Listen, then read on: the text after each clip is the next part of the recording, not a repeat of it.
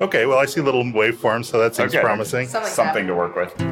Welcome to a special episode of Love You Like Crazy.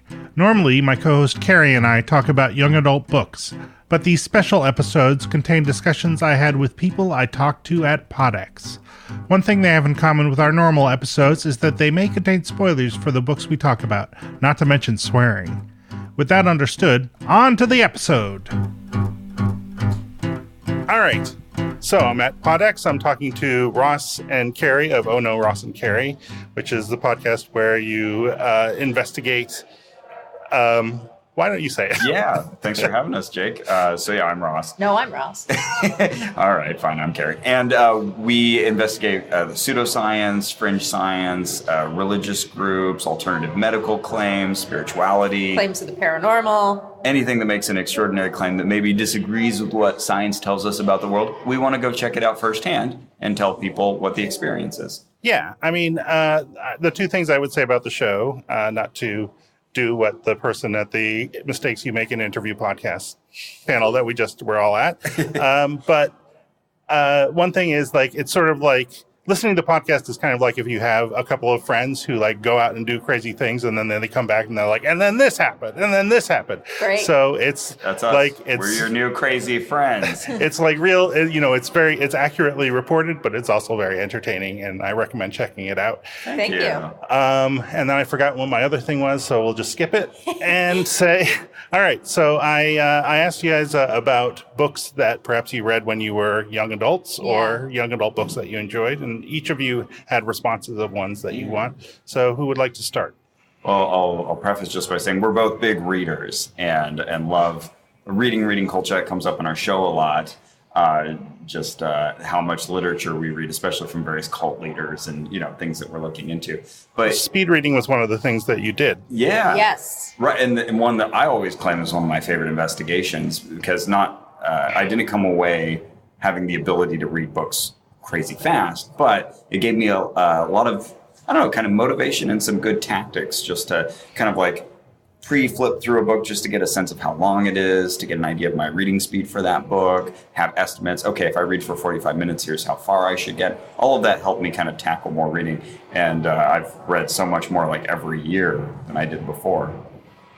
But you asked about what we read as kids. Yep. And what immediately came to my mind was the author Jerry Spinelli. And he's best known for Maniac Magee, which is, I think it was a Newbery Award winner.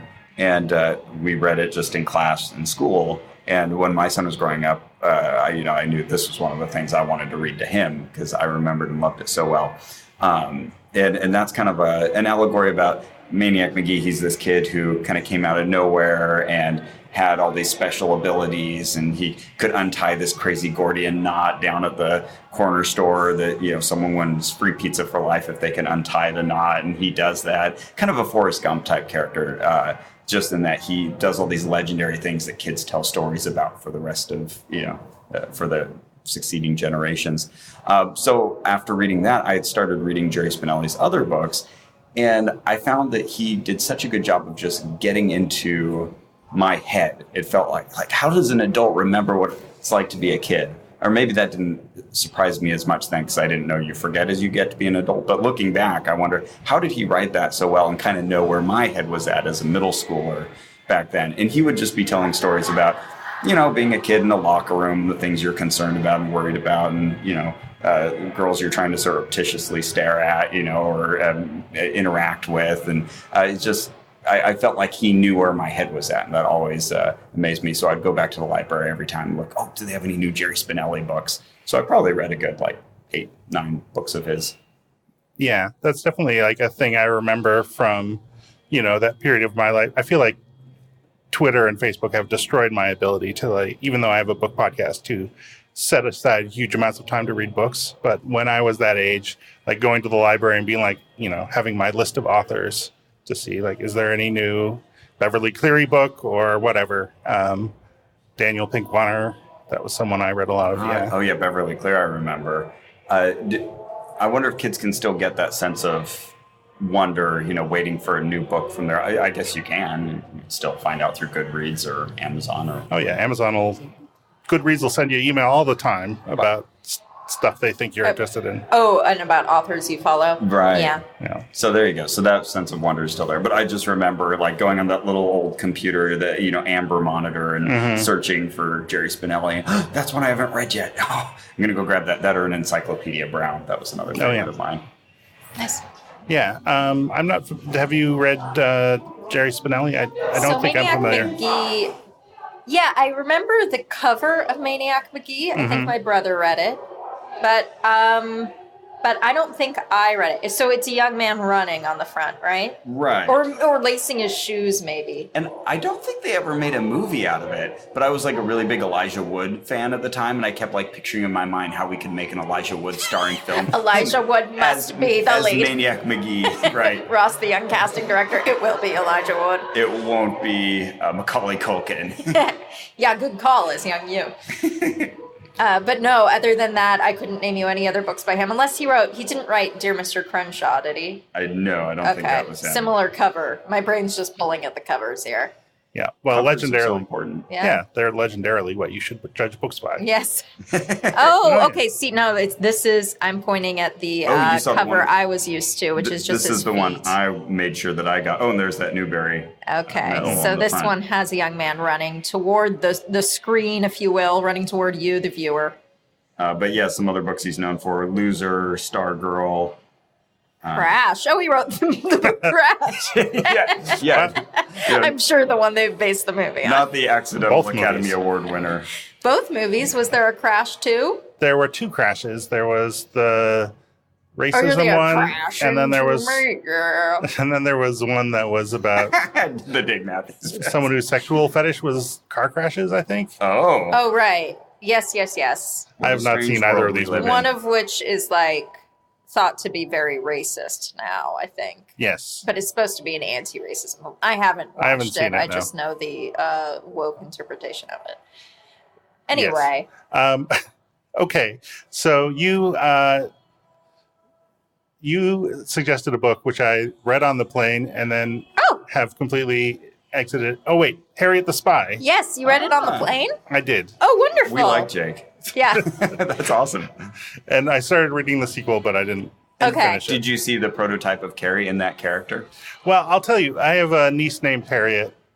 Great. And I could see there's some comparisons to be made there. Okay. But, the spy, I suppose, the investigative component. Yeah. So I read that every year as a kid, every summer I would read Harriet the Spy, sort of a, tradition. Mm-hmm. So I didn't reread it until maybe 4 years ago. I hadn't read it for a good 15 years. And I was like, oh my God, this book, it's one of those multi-layered things where you can enjoy it as a child and then you come back as an adult and there's this whole other depth to it. And I was really impressed by it. All of the lessons of it are sort of adult, you're used to these children's stories where the lessons are be yourself, tell the truth, don't be mean, these very sort of unnuanced lessons. And Harriet the Spy is so nuanced. Like, there's a part where she says what she learned is you should usually tell the truth. Sometimes you must lie, but you always must be honest with yourself. Oh, wow. Yeah. That's way more helpful than just a blanket, don't lie. Don't lie. Yeah. And the lies that she learned to tell were pro-social lies of omission. So she had been keeping this sort of burn book of secrets about her friends, and they find it and ostracize her. And she learns those things were true. The things I wrote down about my friends were true. But those were unkind ways to look at my friends. And by choosing instead to look at the good things about them, sure, in a way that's a lie. But it is a lie that keeps this social network together and that also is good for me internally. So I can be honest in my private thoughts, but I don't need to write them all down and keep this log. And I don't know, I thought that was really lovely.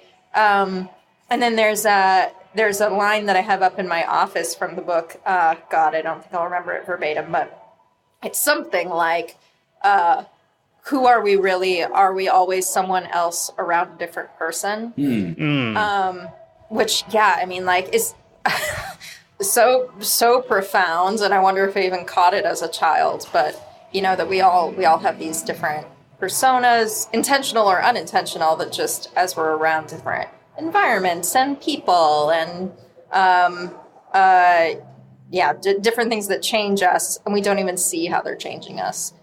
I just think it's like such a beautiful, deep book. Mm-hmm. And you said the sequel also, you felt... The Long Secret, yeah. The Long Secret's really good. And now, The Long Secret I didn't read until I was an adult, and so I don't have that sort of grounded, visceral memory of it. But yeah, it's about Harriet a couple summers later, going on vacation, and there's like a religious theme that runs throughout it. She's trying to figure out who among her friends is the religious one who left a Bible somewhere. And there's also like some themes of young love, and the woman who wrote the book was a lesbian, probably closeted lesbian, and she later said she always wanted Harriet to fall in love with a girl, but she knew that like the reading world wasn't ready for that when she wrote this book. So there are just some like bare hints of that in The Long Secret, where you can see her trying to sort of shoehorn in that like maybe Harriet's into girls.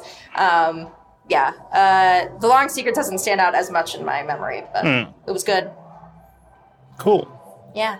Well, what'd you think? You just read it. Oh yeah, no. I mean, I enjoyed it. I did. I read it as a kid also. Okay. And yeah, I mean, it's.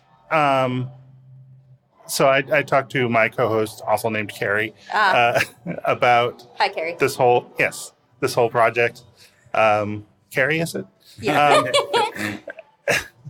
And she's like, Harriet's such an asshole in that book. Oh, wow. Okay. And Carrie versus Carrie. Fight. I know. I wish she were here. I think there's some truth to that, but I think Harriet learns she has been an asshole, right? And Yeah. that's sort of an important growth moment for her. That's how you have an arc, other Carrie. Yeah, Carrie. But sorry, you were saying. No, yeah. I mean, I think it is kind of interesting how, like, because she never gives up spying, right? Mm-hmm. That's not part of the growth. It's that she, like, she just tries to channel it into sort of positive directions to run the school newspaper, which that school newspaper is a trip. And she gets it's kind of interesting. Like there's some little class stuff in there that is not spelled out or anything, but she's clearly from a wealthy family, and some of her friends are not. And her best friend is a writer, and keeps odd hours, and apparently needs a lot. There's just a lot of stuff in there that makes it for very interesting reading. Yeah. If I read it every year for 20 years, I might have more to say about it. But I appreciate that's fair. But I appreciate both of you, talking about these books, formative books. Totally. And it's great to get to meet you in person. I'm a big fan of Ono, Ross, and Carrie. Oh, thank you so much. Give me a call when you get back.